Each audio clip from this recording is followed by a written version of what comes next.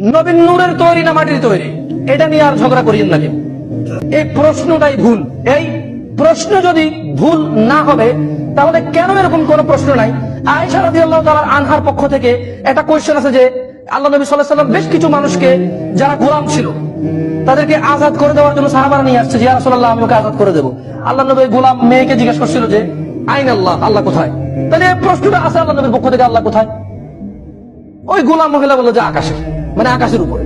উনি বললো যে একে আজাদ করে দাও। তাহলে এই প্রশ্ন পাওয়া গেল, উত্তর পাওয়া গেল, কিন্তু আল্লাহ নবী কিসের তৈরি এরকম কোন প্রশ্নই নাই।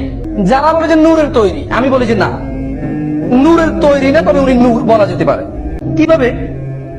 আল্লাহ নবী সাল্লাল্লাহু আলাইহি ওয়াসাল্লাম হচ্ছেন নূর, কি হুদা, কি তুকা, কি রাহমা, কি আল্লাহ নবী সাল্লাল্লাহু আলাইহি ওয়াসাল্লাম কি নূর, হুদা, তুকা, রাহমা।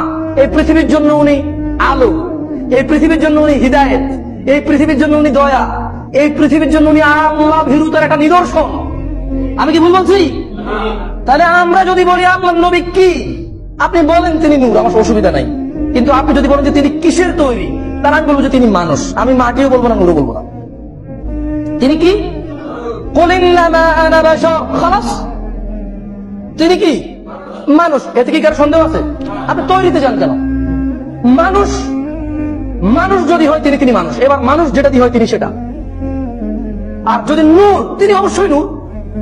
তিনি জ্যোতি, তিনি অন্ধকারে আলো, তিনি অন্ধকারে আলো, কিন্তু তৈরি না। কি না? তৈরি না।